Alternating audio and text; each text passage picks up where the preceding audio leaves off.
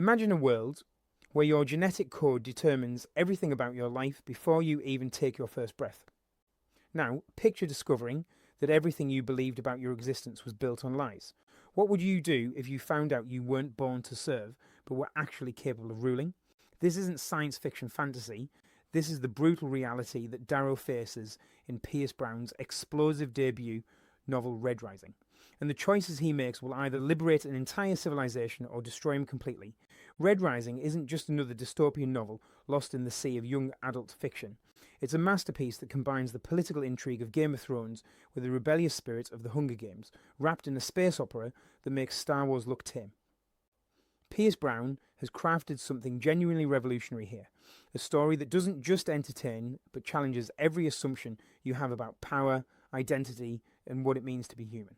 This book will grab you by the throat from page one and refuse to let go until you've devoured every word. Brown doesn't just write characters, he creates living, breathing people who bleed real blood and feel authentic pain. The world he's built isn't just a backdrop, it's a character itself, complete with its own twisted logic and terrifying beauty. You're about to discover why millions of readers worldwide have been obsessed with this series. You're about to understand why Red Rising has been called the most important science fiction novel of the last decade. But more importantly, you're about to learn lessons about courage, sacrifice, and rebellion that will change how you see your own world. Let's dive into the bloody brilliant universe of Red Rising and uncover why this story matters more than you could ever imagine. Red Rising represents a seismic shift in modern science fiction literature, establishing Pierce Brown as one of the most innovative voices of his generation. Published in 2014, this novel launched what would become one of the most celebrated space opera trilogies in recent memory, fundamentally changing how readers approach dystopian fiction. Brown's background as a former advertising executive and Iowa Writers' Workshop graduate shows throughout his writing. He understands both the commercial appeal necessary for widespread success and the literary craftsmanship required for lasting impact. This combination creates a reading experience that satisfies both casual entertainment seekers and serious literary enthusiasts. The novel emerged during a period when dystopian young adult fiction dominated the market, but Brown deliberately chose to transcend genre boundaries. Rather than creating another teenage rebellion story, he crafted a sophisticated examination of systemic oppression that resonates with readers across age groups. The book's themes of class warfare, genetic manipulation, and social revolution speak directly to contemporary anxieties about inequality and technological advancement. What sets Red Rising apart from its contemporaries is Brown's unflinching commitment to consequences. Characters face real stakes, experience genuine loss, and must navigate moral complexities that have no easy answers. The violence isn't gratuitous, but serves the narrative's deeper exploration of what revolution actually costs. The world Brown creates extends far beyond Earth, encompassing a solar system where humanity has spread across planets and moons, each location serving specific functions within a rigidly stratified society. This expansive scope allows for rich world building that feels both fantastical and uncomfortably plausible. Critics initially struggled to categorize Red Rising, torn between its young adult appeal and mature themes. This genre-bending approach proved to be the novel's greatest strength, attracting diverse readerships and spawning passionate fan communities worldwide. The book's success proved that readers hungered for intelligent science fiction that didn't compromise complexity for accessibility. Darrow lives as a Red, the lowest caste in a colour-coded society that spans the solar system. He spends his days mining beneath Mars' surface, believing his backbreaking labour helps terraform the planet for future generations. The ruling class, known as Golds, supposedly depends on Red's sacrifice to make Mars habitable for humanity's survival. This carefully constructed lie crumbles when Darrow discovers that Mars has been terraformed for centuries. The surface blooms with cities, forests, and oceans, while Reds toil underground in artificial darkness, mining resources that only benefit their oppressors. The revelation shatters Darrow's worldview and ignites a burning desire for vengeance. After his wife Io is executed for singing a forbidden song of rebellion, Darrow's grief transforms into revolutionary purpose. The mysterious Sons of Ares, an underground resistance movement, approaches him with an impossible proposition. They can surgically and genetically transform him into a Gold, allowing him to infiltrate the highest levels of society. The transformation process nearly kills Darrow, requiring months of physical reconstruction, mental conditioning, and cultural education. He must master not only the appearance of Gold superiority, but also their complex social codes, political maneuvering, and casual cruelty. Every moment risks exposure and certain death. Once transformed, Darrow enters the Institute, an exclusive school where young Gauls prove their worthiness to lead society. The Institute operates as a brutal wargame, where students are divided into competing houses, each controlling territory on a massive campus designed to simulate planetary conquest. The competition eliminates weakness through systematic violence, psychological manipulation, and strategic betrayal. Students must balance individual survival with house loyalty while navigating shifting alliances and deadly rivalries. Success requires embracing the very mindset Darrow was trained to destroy. As Darrow rises through Institute rankings, he discovers that revolution demands sacrifices he never anticipated, forcing him to become something he once despised to achieve the freedom he desperately seeks. The underground discovery marks the story's true beginning, when Darrow learns that Mars' surface isn't the barren wasteland Reds have been told. This revelation occurs during a forbidden journey to the surface with his wife Io, who has long suspected the truth about their society's lies. The discovery of thriving cities, breathable atmosphere, and abundant life above ground destroys Darrow's fundamental understanding of his purpose and place in the world. This moment represents more than simple disillusionment. It's the death of innocence and the birth of revolutionary consciousness.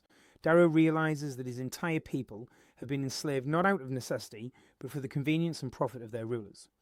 Io's execution becomes the emotional catalyst that transforms Darrow from a questioning worker into a committed revolutionary. When Io sings the forbidden song at the sovereign's celebration, she does so knowing the consequences. Her death isn't accidental martyrdom, but deliberate sacrifice designed to awaken her husband's potential for rebellion. The public hanging traumatizes not only Darrow, but the entire Red community, demonstrating the casual brutality with which the ruling class maintains control. This event establishes the personal stakes that will drive Darrow's actions throughout the remainder of the story. The recruitment by Sons of Ares introduces Darrow to a wider world of resistance that extends far beyond his mining community. Dancer and Mickey, representatives of this underground movement, reveal the scope of oppression across the solar system and offer Darrow the chance for revenge on an unprecedented scale. This recruitment scene establishes the broader political landscape and demonstrates that revolution requires more than individual anger. It demands organisation, resources, and strategic thinking that extends beyond personal grievance. The physical transformation sequence represents the most visceral and disturbing section of the novel, as Darrow undergoes months of surgical reconstruction to pass as a member of the gold ruling class. Mickey, the mysterious carver who performs the operation, essentially kills Darrow's original body and rebuilds him from genetic material upward. This process serves as both literal and metaphorical death and rebirth, forcing readers to question identity, authenticity, and the price of infiltration. The transformation raises profound questions about whether Darrow can maintain his essential humanity while adopting the appearance and capabilities of his oppressors. Institute entrance plunges Darrow into the heart of Gold Society through their most prestigious educational institution. The Institute reveals itself as a massive wargame designed to identify future leaders through systematic elimination of the weak. Students are sorted into colour-coded houses, each controlling territory within a vast wilderness campus where they must demonstrate tactical brilliance, leadership potential, and ruthless pragmatism. The Institute's structure mirrors the broader solar system's hierarchical organisation while serving as a microcosm of the political manoeuvring that defines gold culture. The passage ritual forces new Institute students to endure a brutal initiation designed to break psychological barriers against violence. Students must capture and torture members of competing houses, demonstrating their willingness to inflict pain for strategic advantage. This ritual exposes the systematic desensitization that allows Gauls to maintain their oppressive system without moral qualms. Darrow's struggle to participate while maintaining his humanity illustrates the corrupting influence of power and the moral compromises required for successful infiltration. Alliance building becomes Darrow's primary survival strategy as he navigates the treacherous political landscape of Institute competition. He must identify potential allies while avoiding those who would exploit his weaknesses or expose his true identity.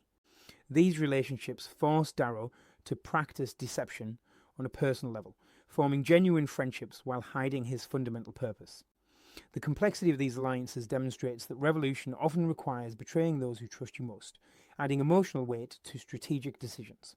The final conquest represents Darrow's ultimate test as Institute competition reaches its climax. His house must capture the opposing stronghold while defending their own territory against multiple enemy factions. This sequence combines military strategy, political manipulation, and personal combat in a finale that determines not only Darrow's individual fate, but his potential for future revolutionary leadership. The conquest outcome establishes Darrow's credibility within Gold Society, while positioning him for the larger rebellion that will define subsequent books in the series. The danger of systematic dehumanization emerges as one of Red Rising's most powerful warnings about how oppressive systems maintain control through psychological manipulation. The colour-coded caste system doesn't simply divide people by economic class, but convinces each group that their biological nature determines their social function. Reds genuinely believe they lack the intelligence for leadership roles, while Golds assume their genetic superiority justifies absolute power over other castes. This systematic brainwashing prevents rebellion by making oppression seem natural and inevitable, rather than artificial and changeable. Modern readers can recognise similar dynamics in historical examples like racial segregation, gender discrimination, and economic inequality, where dominant groups justify their advantages through claims of inherent superiority. The lesson here demands constant vigilance against ideologies that categorise human worth based on characteristics beyond individual control. The corruption of noble intentions reveals how revolutionary movements often become the very systems they sought to destroy. Darrow begins his journey with pure motivations, seeking justice for his murdered wife and freedom for his oppressed people. However, his infiltration of Gold Society requires adopting their methods, embracing their violence, and accepting their moral compromises. The Institute's war games force him to torture enemies, betray allies, and sacrifice innocents for strategic advantage. Each compromise chips away at his original ethical foundation until he risks becoming indistinguishable from his oppressors. This transformation illustrates why so many historical revolutions fail to deliver promised improvements, as revolutionary leaders discover that maintaining power requires the same brutal tactics they once condemned. The takeaway warns against assuming that good intentions automatically produce good outcomes when pursuing systemic change. The power of sacrifice and martyrdom demonstrates how individual acts of conscience can catalyse broader social movements. Eo's decision to sing the forbidden song, knowing it will result in her execution, serves as a deliberate sacrifice designed to awaken revolutionary consciousness in others. Her martyrdom provides the emotional foundation for Darrow's transformation and inspires other Reds to question their acceptance of oppression. This dynamic reflects historical patterns where individual sacrifices, from religious martyrs to civil rights activists, create powerful symbols that motivate others to action. However, the book also explores the psychological burden placed on those who must live with the consequences of others' sacrificial choices, as Darrow struggles with guilt over Eo's death throughout his journey. The complexity of identity and authenticity emerges through Darrow's physical and psychological transformation from red to gold. His surgical reconstruction raises fundamental questions about what makes a person who they are, won't genetic code, physical appearance, cultural conditioning, or essential consciousness. As Darrow adopts gold mannerisms, thought patterns, and social behaviours, he begins questioning whether he's still the same person who started this journey. The transformation process suggests that identity is far more fluid and constructed than most people assume, challenging readers to examine their own assumptions about what makes them who they are. This theme resonates particularly strongly in contemporary discussions about gender identity, cultural assimilation, and personal reinvention. The necessity of strategic thinking over emotional reaction illustrates why successful revolution requires more than righteous anger. Darrow's initial response to discovering the truth about Mars is pure rage, but rage alone cannot topple an established system. The Sons of Ares teach him that effective rebellion demands patience, planning, and willingness to delay immediate gratification for long-term strategic advantage. Throughout the Institute competition, Darrow must suppress his natural impulses toward justice and mercy, instead making calculated decisions that advance his infiltration mission. This lesson applies broadly to anyone seeking significant personal or professional change, emphasizing that emotional motivation must be channeled through rational strategy to achieve lasting results. The moral ambiguity of revolutionary violence forces readers to confront uncomfortable questions about when violence becomes justified and whether noble goals excuse brutal methods. Red Rising doesn't shy away from depicting the genuine horror of the violence that pervades both the oppressive system and the rebellion against it. Darrow's participation in Institute war games requires him to commit acts that would have disgusted his former self, yet these same acts are necessary for his ultimate goal of liberation. The book refuses to provide easy answers about whether the ends justify the means, instead presenting readers with complex moral scenarios that demand individual judgment. This ambiguity reflects real-world revolutionary movements where violence and liberation become inextricably linked. The importance of understanding your enemy becomes crucial as Darrow learns that effective opposition requires deep knowledge of how oppressive systems actually function. His education in gold culture, politics, and psychology proves just as important as his physical transformation. To defeat the Golds, he must understand not only their weaknesses, but also their genuine strengths and the logical foundations of their power structure. This understanding allows him to exploit systemic vulnerabilities while avoiding the trap of underestimating his opponents. The lesson applies to anyone facing entrenched opposition, whether in business, politics, or personal relationships, emphasizing that successful challenge requires comprehensive knowledge rather than simple moral superiority. The transformative power of education and knowledge emerges as Darrow discovers that information itself serves as the most powerful weapon against oppression. The Reds' ignorance about Mars's true condition keeps them compliant, while his education in gold culture provides the tools for infiltration and eventual rebellion. Throughout his institute experience, Darrow gains not only tactical knowledge but also deeper understanding of how power structures maintain themselves through controlled information distribution. This theme emphasizes education's revolutionary potential while warning about the dangers of allowing any group to monopolize access to knowledge and truth. Red Rising stands as more than entertainment. It serves as a mirror reflecting our own world's struggles with inequality, oppression, and the moral complexities of seeking justice through imperfect means.